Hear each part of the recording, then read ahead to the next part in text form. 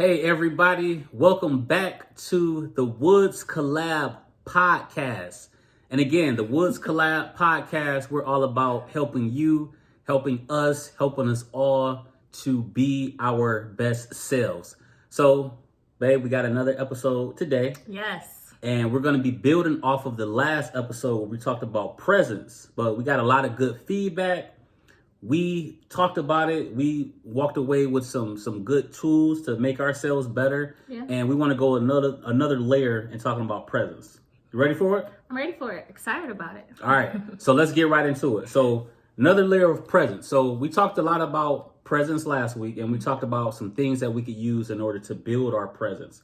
So let's get into, and I'm going to ask you this question. What can we do to build our presence if, let's say, the confidence is low?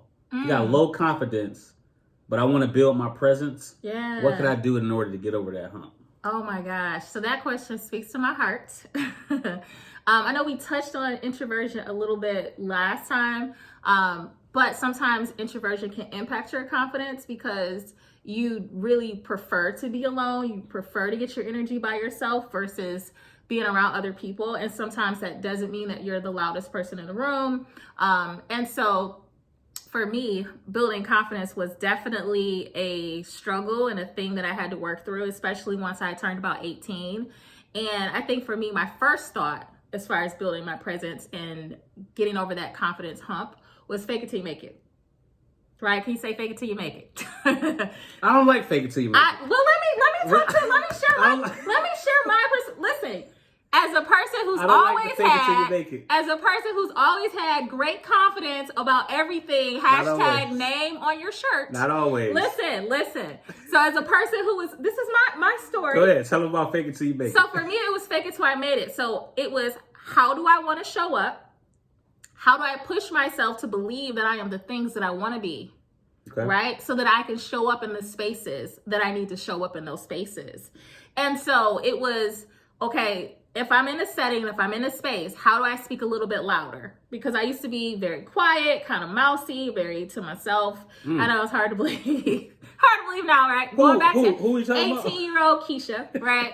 And so I used to be very quiet. And so for me, it was, okay, so I'm going to speak a little bit louder. I'm going to raise my hand and volunteer for things. I'm going to do things that are very extroverted, like get involved in plays. I'm going to push myself to do those things because I enjoy them, but it's not something I had the confidence around. And so even to this day, what I do a lot of is positive self-talk. And so what I'll do is I'll kind of like hype myself up before I go into a setting, right? A meeting. If there is a training that I'm doing and there's a lot of senior level, C-suite level executives in that meeting, I remind myself that I am the leader in that space. I'm the owner of that space. This is my room, right? This is my training. And so I like literally hype myself up and I talk to myself in a way that I don't speak to some obstacles that I have or opportunities to improve. I am speaking to the things that I do well. And I think to build that confidence, you really have to have that time with yourself where you know what you do well. You know what you bring to the table before anyone can tell you don't bring it to the table. And so for me, it was like, let's sit back, let's reflect, let's do some self-worth.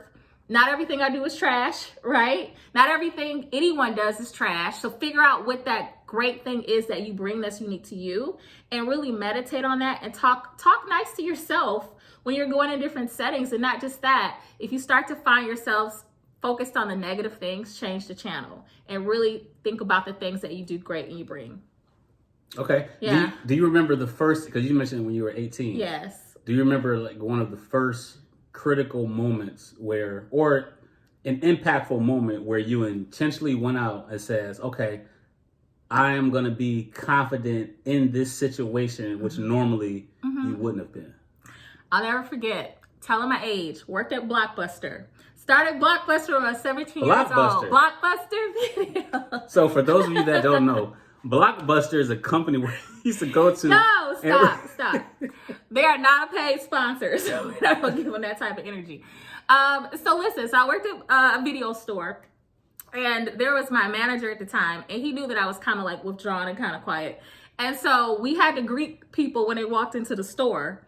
And so I remember him saying, when I would say hello, welcome to Blockbuster, and he would like mimic me because my voice was so soft. And so I had to learn in that moment, like all eyes on me, because now my manager is making a spectacle of how I greet people, that I had to speak louder, put some bass in my voice, assert myself to greet these people, because I didn't want to be on that side where it's like I couldn't even say hello. And so that, when you ask that question, that's the thing that came to mind.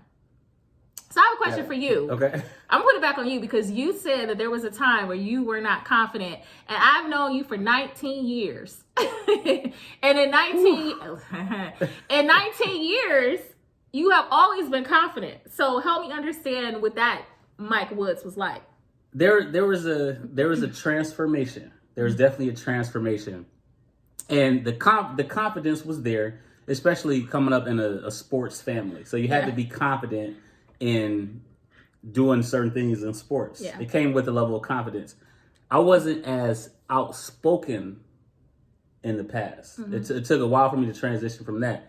And I'm sure out here we have some Pershing High School doughboys who knew the culture of our school, and coming up, there were roasts involved. Okay. Jokes. Roast. Yes. That was a part of the culture. It was all fun. I grew up with a lot of comedians. Mm-hmm. So in school, coming up in school, I didn't play as much. I was about my business. I went to school to take care of my business, play sports, but in school and class, it was about business. But at the same time, you're in the midst of people that like to have fun and like to joke. That's what I love about it. We have so much diversity at the school. And then everybody got their turn to get roasted. Everybody got their turn. So for me, I'm like, wait a second, the roast is different from me paying attention from school, but either I'm going to keep getting roasted, and it was all in fun, or I got to start roasting back. Mm-hmm. So I was able to take my intellect, I was able to take my personality, I was able to take my own style and craft, and start dishing some other stuff back out there. Okay. And then you might dish them out there. Some don't work, some start to work. And then over time, you're building confidence. Okay. So now if somebody throw a shot at you, now you can throw it right back. Mm-hmm. But it's just being in that type of environment. Or even coming up with family. My mom has quite a bit of siblings. My dad has a number of siblings. We got a bunch of different cousins. And in a family with a large size, you got to be able to fend for yourself. You got to be able to fend for yourself. And so while you're doing that, you build confidence that way. Mm-hmm. But here's the beauty behind it. And that's why I'm very. I feel like that's fake it till you make it. But it's not fake till you make it. It's not. I feel like it is. It's either roast or be roasted. Okay. That's what it is. But in that still, and those are things that it's all in fun. It's all in fun and laughter and all that good stuff at times. But you could take that same concept and philosophy and you can apply that in business as well. Not roasting people. Not throwing a shot in a meeting. I have thrown shots in meetings, but you got to be aware of who and when and what I do. That's a part of my brand. Yeah, okay. But what it is that if you have something to say, even in a professional space, you got to know that, okay, I need to say something. Or if there's certain things that you're not going to tolerate, you need to speak up for yourself. You need to advocate for yourself. But that's just a small example of a way that you could not be confident, and then you step out and start to use your voice and be confident. Okay. So what would you think about someone who's in a space where their confidence is lacking because they made some mistakes, right? We're all human. We all make mistakes. There's room to grow in certain situations. And they have made mistakes, or they don't feel like they're valued at their place of employment, or they don't make the money that they want to make. How can you still have confidence and a strong positive presence when you're in those settings if you are having these other things to weigh you down? Yeah, I think first it's okay. It's first understanding that it's okay to feel that way. Yeah. It's okay to feel that way. All of the greats in any area, if it's politics, if it's sports, if it's entertainment, whatever the case may be, everyone has gone through some obstacle. Everyone's going through some obstacle, some struggle, some sense of adversity to get to where they are.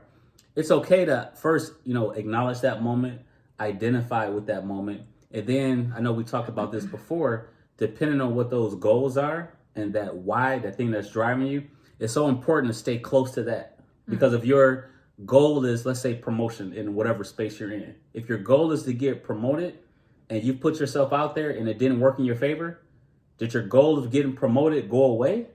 Or did you just take a hit? It's okay to just take that hit, but then you got to say, okay, what happened? What could I have done different here in that situation? Let me think about how I came across. Let me think about the way I moved in that scenario. Take that hit, process it, and then go back to the drawing board to follow that game plan. Or you might need to tweak that game plan in order to go back and accomplish that goal. But the key thing is to not give up. You can't give up depending on what the goal is. So if my goal is to go down there, but while I'm going down there, I stumble, I fall, I scrape my knee, I got to get back up, dust myself off, and I got to keep going. And it may not be easy. It may not be easy. It may seem as if you're not going to get there at time, but you just mentioned, you talk about that self-talk, that moment where you're literally encouraging yourself, you're talking to yourself.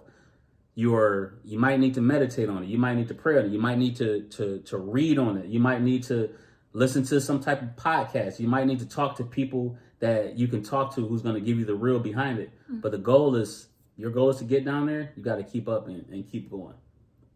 What do you think? Yeah, you gave me a lot to think about. The thing that really stood out to me is not fearing failure, which is something that I had to really push through in my life and career. Is, okay, yes, this did not turn out the way that I wanted it to, but it turned out the way it was supposed to. It turned out the way that it was destined to turn out. And what can I learn from this? And so recently I went back into leadership. And when I went back into it, one of the things that I talked to myself about was, okay, you're going to jack something up. You're going to fail at something. It's just a matter of what you're going to fail at and how do you bounce back from it. Right. And so for me, resilience was the piece that I had to really understand. And then I had to learn to give myself grace. And that helped me when I was starting over in my career. That helped me when I was in an entry-level position and I had all these things that I was able to bring with me, but they weren't necessarily transferring into my new space in an entry-level position. And so I just kept telling myself, listen, this is the one opportunity I have. And there's a quote, bloom where you're planted, right? It really is. People are noticing when you step up to situations and when you bring things to the table, even if your confidence is a little bit lower, been negatively impacted because you have fallen or you have had to take a step back, because people are watching to see how are you going to bounce back from it. So I have a quote that I like to say, not every loss is a defeat. That's true. It's not, right? Yeah. And I thought about that because Michael and I were watching, Michael Jr., MJ, we were watching Creed. And at the end of, I think it was like the first one, he lost the fight, but he was still excited. And he was still celebrating to a certain degree. And so MJ looked at me and he was like, why is he lost? And I'm like, Michael, not every loss is a defeat, because there was still something in that loss of that fight. There was still value in it. There was still something that he could grow from or be proud of. And so really taking that step back, and it's, you know, if you're in a position where you're like, I don't want to be here, like, what's the point? Why would I give 100% to a company that I don't feel appreciates me? Why would I give 100% in a position that I don't want to be in, or maybe I made a lot of mistakes? That is the time that you can do the self-work that you need to do on yourself and really grow from it, and then make that a part of your story. And I know for a fact you have had to do that as well. But it's really about that bounce back. Yeah, the bounce back and the confidence and going back to those goals, because it could be very challenging to be in that position for a moment. There could be moments where you say, hey, you know what? I'm not feeling that. Yeah. I'm not feeling it. I don't want to go there. I don't want to be there. But then once you take it all in, depending on what your goals are, and then here's the flip. We all have a decision to make. Yeah. We all have the ability to say, I'm not going to be there either. That's what's one thing to say. If your goal is to stay there and to progress and to accomplish that goal, then by all means do it. If your goal is to not, we all have a decision to not do that thing as well. So it really comes back to what it is that we want to do. Yeah. Yep. But and like you said before, I've been in scenarios where there was a position, there's places I didn't want to be in. And once I got over once I got over my feelings and had to go back and make up a strategy, I had to change the strategy a little bit. Once you change the strategy a little bit, and then you start to see things fall into place. But it's never going to be easy. Like even from a athletic standpoint, if you look at the premier athletes, you look at LeBron, you look at Steph Curry, you look at Michael Jordan, whatever the sport, you look at Matthew Stafford just won a championship. There was adversity that each of them had to go through in order to ultimately win. It might look easy. It might this dude's throwing touchdowns. Okay, cool. This dude's hitting threes. Okay, this dude is scoring 50 points a game. But there was work for them to get up to that point. Yeah. There's work you got to put in.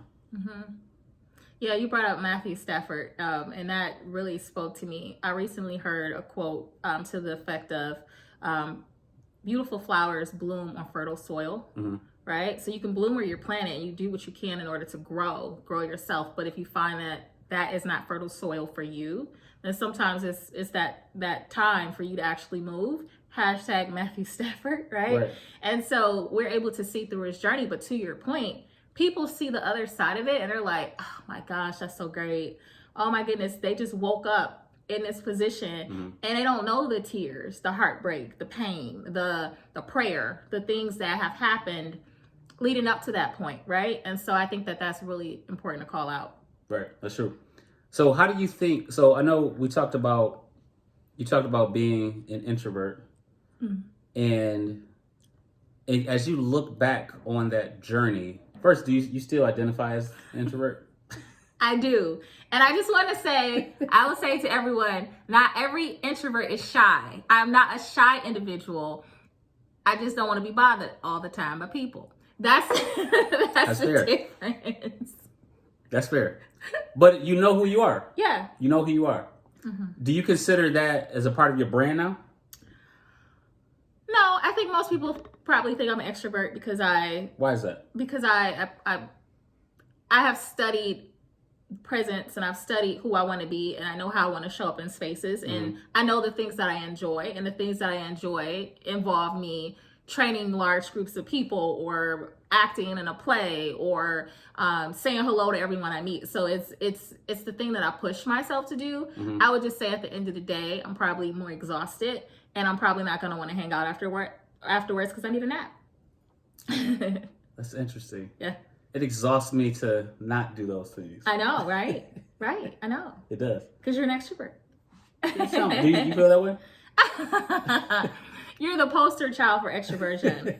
So I do have a question for you as an extrovert. So sometimes your energy, even for me, can be a lot. We've talked about it, right? In the morning, you're good morning. Hey, good morning. Let's go. How you doing? You say good morning like 6 or 7 times. And I'm just like, good morning. Because I'm not there yet. And I don't have the energy that you are bringing at that moment. Not grateful for the day.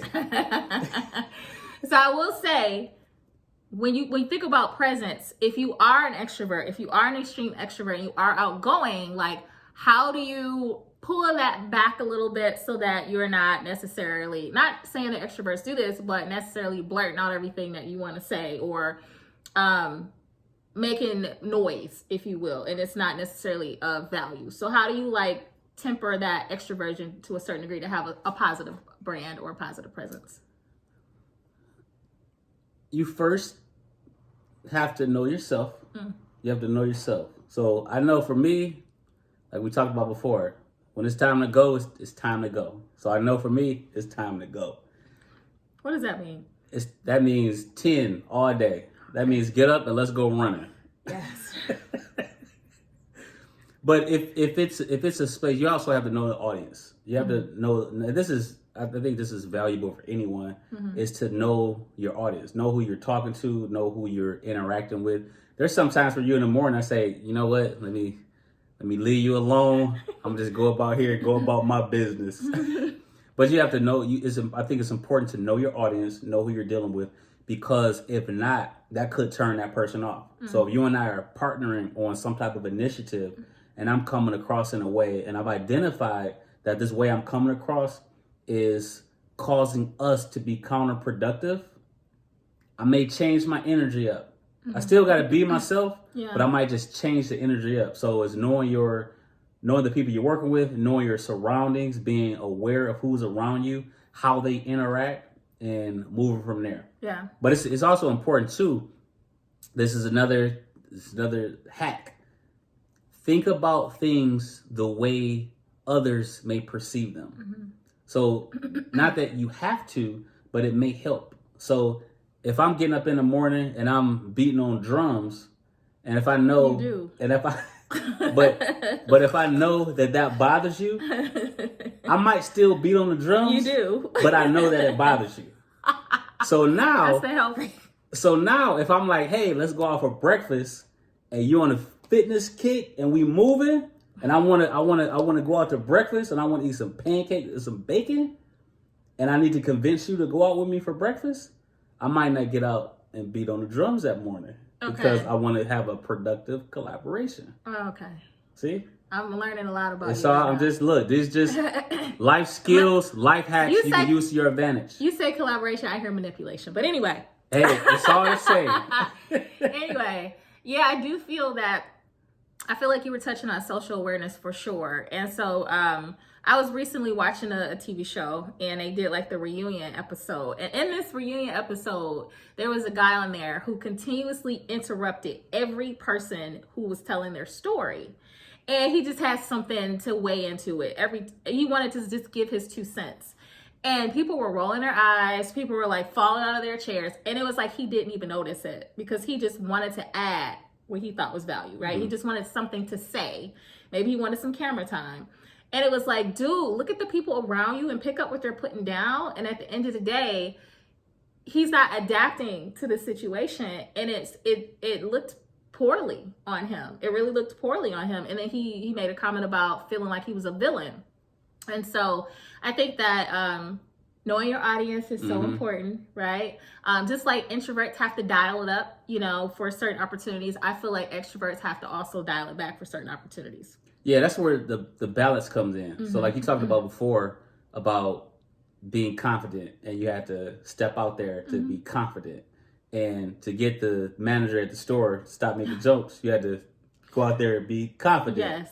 For me, if I didn't want to keep taking those hits when the roast session goes on, need to be confident. You got to be out there and say something. But it also comes with the balance. Because like you said, there's going to be a moment where one may lack the confidence. It may be us. We may say, hey, you know what? For this space, I'm not as confident as I want to be. Yeah. So you got to jump out there and ask a question. But on the flip side, if that person, like you said, that person has something to say, it's important to say something if you have something to say, but it's also important to know the room, know the audience. Because now at a certain point, these people that you're in the room with, they're not paying attention to you anyway. Yeah. Got to be strategic about it. Yeah, absolutely. So when you think about asking for what you want, I feel like it is a lot easier for extroverts because, I don't know, you seem to be a little bit more outgoing and going after things, but that could just be a stereotype. How do you ask for what you want? So we have a phrase in the house, and we call it murmur guy. Yeah, murmur. Murmur guy. So murmur guy is if someone is murmuring and not clearly articulating what they want or what they need. And as parents of a 15-year-old, it was very important for us to get him to state what he needs, speak up for the things that he wants. And so he went into high school this year not wanting to be murmur guy. And so he was pretty shy and quiet in middle school, wrapping up. But in high school, he started going into spaces asking questions. He started to raise his hand. He asked the teacher for questions. He did all those different things. And he was awarded the position of the 9th grade homecoming king. Blew our minds. So when it comes to asking for what you want and not murmuring and being clear and direct on the things that you need, what are your thoughts around that? It starts from within. You have to know what you want, and if it's something that you want, you have to go out and get it. That's really what it comes down to for me. Now there's different strategies that you can use in going about that, but my philosophy is don't wait for someone else to advocate for you. Oh, yeah. So if you're that person that's bold, that's asking questions left and right, that's speaking out, or if you're that person that maybe just waits and for everybody else to speak. When it's all said and done, and it goes back to the goals, if this is something that you want, you have to go out there and get it. So that's first step one. You identify, is this something that I want or not? Just really think about that. Because sometimes something looks shiny. It's like, okay, yeah, I want that. But then when it's all said and done, it ain't what you want. Yeah. But if it's something that you truly desire, you got to go out there and get it. So the tactic behind that first is communication. And you talked about self-talk. So I think first is important to talk to yourself. Like, hey, okay, this is something that I really want and I really want it. So I'm willing to do what I got to do in order to get there. So you got to talk to yourself. You got to ask yourself, why do you want this thing? What value does it bring to you? What are you going to do with it? So I say you want it. 2, you got to talk to other people. You have to communicate in some fashion. Yeah. And it's not only being, raising my hand, I got something to say. Here we go, here we go, here we go. Because to a point, that could also be annoying. So it comes with that balance. But also, it might be an opportunity where you pull someone aside and say, hey, you got this opportunity over here. Let me talk to you about this. Can I get a bit more insight about this opportunity? Were you aware that this is a skill set that I bring to the table? As a matter of fact, this is something that I desire to do. And being bold, having that conversation. I think communication is key. Communication with self, and then communication with those that may have an influence into that particular opportunity. What do you think about it? Yeah, I think that for real talk, folks over 40, right, in our generation, we tend to feel that if we work hard, as it should be, but if we work hard, then the doors will automatically open. And we just assume that if we prove ourselves, that door will open, we'll walk through it, all will be well with the world. And sometimes it's not about that. Sometimes it really is. You have to explain to someone that this is what you want. Because people are not going to always make that connection, right? Because you have people who would be expert doers, individual contributors, and they just want to kill it at that. And then you have other people who may want leadership. You have other people who may be looking for a completely different role. And if you're not articulating what you want to your leader or people at your company, then how do they know that? They just know that you do amazing things here. And so you kind of limit yourself if you are not articulating that this is an opportunity that I want. So I definitely 100% agree with that. And there's something else you said that made me think about not only positively talking to yourself, but talk to the people around you who know you well, that you trust, right? And so I used to say this all the time, but it's always good to have a cheerleader. And so you put me in check a lot of times. If I'm looking at an opportunity, I'm like, well, I don't know if I should go for it. You're like, what is wrong with you?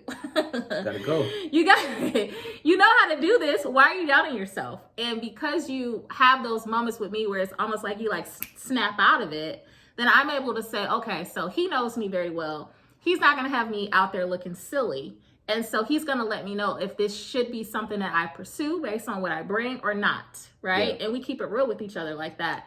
And so sometimes even when that self-talk isn't working, just phone a friend, right? Talk to someone who knows you better than anyone else, and then let them speak to you what your heart is not able to speak to you. Yeah, it's true, and it's okay because we may put ourselves out there for an opportunity, and that opportunity might not come to pass. Might be a straight up, nope. Preach. Don't work that way. Go with someone else. We both had those situations where, nope, you're not the person for this opportunity. And we're looking back like, yeah, but I am. But they're like, nah, no, you're not. And that's it. You're not in that moment. And maybe that position wasn't it. Maybe it wasn't the proper time. But the end goal for that was no. So then it's also okay to know that once you step out there, you raise your hand and you're being very vulnerable. It's like, you know what? I never do this. I never step out. Here I go. Like, nope. You just started stepping out. You're not ready for this yet. It's okay to have that no, but it goes back to, that's a formula. Get that no, you go back to what the goals are. If the goal is for that thing, go back to the drawing board. You say, okay, here's my strategy. My strategy was to do this. My strategy was to do that. I got the no. The no should almost be a part of the strategy. Where it's like, okay, it's like that bump in the road. If you get that no, do you stop and do you turn around? Or is the goal still the goal, but you got to keep going? Imagine the number of times where we went out for something and it didn't work out like we intended. And we're sitting there looking at it like a lot of times. We're looking at it like I can do that. Yeah. I can do that, but it still don't work in our favor. It may look like it don't work in our favor. But as we look back on those things, we say, hey, you know what? In some fashion, I was able to move past that. Can you move past it? Are you about that life where you can move past it? Yes. And another thing that you mentioned that made me think about is brand. As far as like the brand, because sometimes we may have to continue. Well, we will have to continue to pursue because we've set up a certain brand. So we going out for that opportunity, but the brand before the time we went for that opportunity doesn't support us to others being the one for that opportunity. Because this opportunity requires somebody to raise their hand. This opportunity requires somebody to ask questions. This person's brand was like, yeah, you just started asking questions. That hasn't been a part of your brand yet. So that's something that we could use to our advantage, is being very strategic and direct about what our brand is, about what our personal brand is. When we interact with others, what do they see about us? Yeah, and so maybe it's something that they're new with asking questions, or maybe they just complain all the time. That's true. Right? So what are some things in addition to complaining that you feel can negatively impact someone's positive presence or their brand? In addition to complaining, yes. you mentioned complaining. You do not like complainers. I'm not a big fan of the complaint method. I'm not a big fan of the complaint method. Some things that you could do, and is other things that could negatively impact the power of presence. So I think complaining is one, and it also depends on the room, because there's times where you need to get something off your chest. Yeah. There's times where you need to voice and say, hey, I'm not feeling how this goes. But that's also, you could counter that by posing some type of solution behind it. That's how you curve. That's how you. Oh yeah, say that one more time, please. Pose some type of solution behind it. Yes. You could do wonders with that. Yeah. But we talked about timeliness. That's one thing. How you show up, when you show up, the way that you speak, the way that you present yourself. Facial expressions is one. Facial. If you don't have the right, you say body language. Oh, yes. Oh, that's true. What you got something on that? No, it's just you got real hype on that part. Listen, I have a resting face, right? So if you don't know what a resting face is, when you naturally are living and breathing and sometimes thinking and concentrating, that face is not happy. I just look like, seriously, I just look mean when I'm not. So I'm very conscious of it. So I try to like smize a little bit and just kind of like be intentional about how I show up. But the body language piece is huge. And we talked about it last podcast when we talked about, are you approachable, right? Are you always wearing your headphones? Do you have your arms folded all the time? Do you roll your eyes and sigh every time somebody asks you a question, right? And so that really, really is something that we have to be conscious of. We could stay in that pocket for a minute. So we're talking about what could negatively impact the power of presence. Yep. So let's make sure we hit on that. So you said body language. So the way that you're carrying yourself, the way you carry yourself out in public. Yeah. And it's okay. It's okay to be how you be. Me mug. If that's what it is, that's what it is. If that is if you about that life, be about that life. But understand that it has an impact on others, on how they may see you. So you got to be real and authentic, of course. You can't let that go. But also, it could have an impression on others. So the body language, you mentioned the facial expressions. So the facial expressions when you may be doing a deal with someone. You may be out and about and you're talking to somebody who has the ability to make a difference in what you're trying to go for. Yeah. All right? If your facial expression isn't right, what does that do? We read a lot. It's one of the forms of communication. So you have your body language, you have your tone, you have your words, right? And so if your facial expressions, which is a part of your physiology and your body language, is off, you're communicating without speaking. And so, and someone will think, okay, frown, eye roll, that means X. without asking you your thoughts. And so it is something, like I said, that I've worked on. I think that in a virtual setting, you get that 100% feedback where you can see your face through the entire meeting. And sometimes there are things that are said and I'm like, okay, right? Like, no, absolutely. I have done that before and I've gotten feedback on that. But I do think it's very important to be aware of how you show up and how you look and the things that you are saying and how it comes across for your positive presence. How do you do that if you're just naturally reacting the way you naturally react? I think it goes back to what you said. You got to know what you want. And if you want to improve, because let's say it keeps you out of opportunities that you want, then you're going to have to, whether it's breathe, get one of those little squeeze balls at your desk, write down your thoughts, pause, think, act, talk it through with a friend. You have to find ways to positively self-manage yourself. Because to your point, if you are in an interview, you pull it together, right? That's true. I'm pretty sure if there's an interview and they ask you how do you feel about working 68 hours a week with no breaks, you're going to say, I love it. It's great. It's the best thing that's ever happened to me. So you can pull it together when you need to, and you can pull it together if you want to. It's just about, are you going to make that decision once you are aware that this is an opportunity for you to work on? And if so, what are some things you can do, like the breathing, the writing things down, and whatever that looks like? That's true. So that makes me think of, if you're coming across that way, and it goes back to what we just mentioned, it could impact your brand. Oh, yeah. So let's go back in that pocket for a moment. So if that's a way that could impact your brand, what are some other ways that your brand could impact your presence, or vice versa? So even like just in meetings or in conversations, if you're constantly cutting someone off, I feel like that's something where it's like, oh my gosh, like they always have something to say.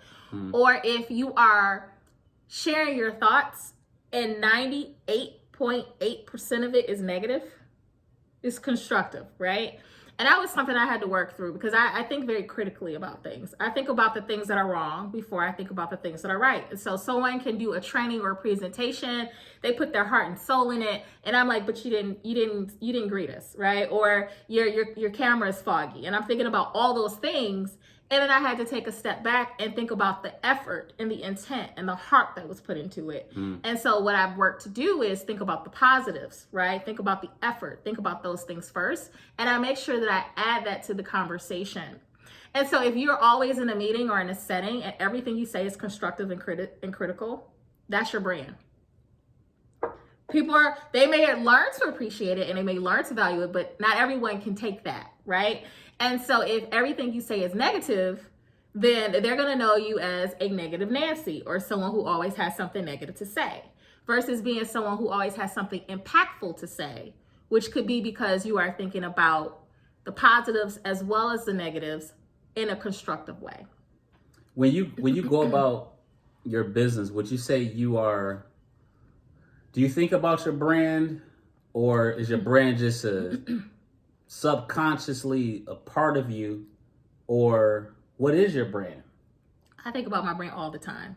Do you? I think about my brand when someone posts something on Facebook or social media and it's hot and I'm like, oh, I'm about to go in the comment section. I'm like, that's not my brand. I think about that if I see a meme and it's a meme that it speaks to my spirit and I'm like, but I wouldn't say that to the world, right? That's not my brand. I think about my brand when I'm in meetings. We've talked about that a lot. I think about my brand constantly. I think about what I'm wearing as a part of my brand and how I'm showing up in even the way that I dress. So I'm constantly thinking about my brand because I spent so long to build my reputation and to build who I am and to know who I am. And so I don't want to jeopardize it anyway by not being myself or my authentic self for a moment. But you first have to know what your authentic self is so that you can live up to it. That's facts. So your brand, I feel like you have a very, very, very dominant, strong brand. As you can see, you wear you wear your name on your clothing, your hats, your belts. You speak about yourself in third person often, right? You say he does, don't he? I milk Mike Woods, right? And so people know your name and they know who you are because you brand yourself very explicitly from your very first meeting. So what's your thoughts behind how you do that, why you do that, how you show up? Like, what are your thoughts? You hit it. It's being your authentic self. So some things is who you are. It's who I am. It's just Mike Woods. It's just what it is. And it also comes with being, we talked about confidence, being proud of who you are and what comes with that. So there's layers behind it. So even when you see this, it represents me, it represents us, it represents our family, it represents my family, my parents, my siblings, my cousins, friends, loved ones, neighborhood, all those things. Knowing the things that we came from, knowing some obstacles that we got through, knowing the persistence and the perseverance that we had to have in order to get here and what it's going to take in order to get there. All of those things play a role. Even in a professional setting, when there's accolades and things of that nature, it's not just me, but it's us, but it's also my family. Yeah. So when I think of brand and my brand, I'm bringing all that to the table. Yeah. Now, on a more personalized perspective, energy. I'm a fan of I feel that bringing energy to spaces is a part of me. Yeah. That's something I bring to the table. I acknowledge that everybody does not bring that thing, but somebody else might bring something else. But I'm bringing energy to the table. I'm bringing curiosity to the table. That's one of my early life lessons that I picked up. The value of asking questions. Yeah. Why? Yeah. Why is this? Can you help me understand that? Because I want to know. And I value information. And when you have information, there's more that you can do with that. So those are the things that I bring to the table that are a part of my brand that I've developed over the years, and it's a bit of the why that speaks to me, why it represents me. Yeah, and even with why, I feel like it's an art to asking the question, right? Because I feel like that's probably one of the things that unite our brands, because I ask a lot of questions too, and I like to stay curious. But what I've learned is if you go into a space and you just say, well, why did you do that? Or why is this not done, right? If you start a statement with why, without starting the statement with transparency of why you want that answer or why you need this information, or try to seek to understand their point of view or the thought that they have behind it, I think that could turn people off, right? And so we're going into it being open to whatever they are bringing when you ask the question why. I would say for me, I have a brand statement. So like I said, I'm very intentional with my brand. I've done some teaching around building your brand. And I've identified that my brand statement is I push the people around me. And you know that because I'm always on you about stuff. I'm always on MJ about stuff. Always. I'm on myself about stuff, right? I want to push myself to be better than I was the day before. But it shows up in meetings when I'm challenging things, right? And it shows up in meetings when I'm like, well, have we considered this? Or just curious, talk to me about this approach, right? And so it's me challenging the things around me to make sure that we're putting out the best possible thing. And so that's also the thing that drives me to train. That's the thing that drives me to coach, mentor, and all of those different things. And so I would say that that's my brand statement and the thing that's the truest to me. But it took some real thinking into like, what am I passionate about? What are my values? Who am I when I wake up in the morning, and who am I when I go to sleep? Yeah, that's true. And it's not just sound like, but I know for a fact, knowing and being aware of that identification, it helps how you show up. Because you know, hey, it's almost like your superpower. Yeah. You say, hey, this is the superpower that you bring to the table, and you've seen how it could benefit you, benefit the space that you operate in. Yeah. Yep. I love that. I love it too. So that was quite a bit of good stuff there, right? Yes. So absolutely what we need you all to do is we need you to comment, right? We want to know what your superpower is. What is your brand? What do people know about you? What is that one thing that everyone knows is consistent and that they can expect from you? We also need you to subscribe. So by subscribing, you're constantly aware of what we're up to, and you're able to check out the Woods collab whenever you want to get that just burst of energy and that reminder of the things that we're discussing. And then we also want you to like it, right? That little thumbs up that's there. Please give us that as well. We love the support, and we'd love to hear from you all as well. So comment, like, and subscribe.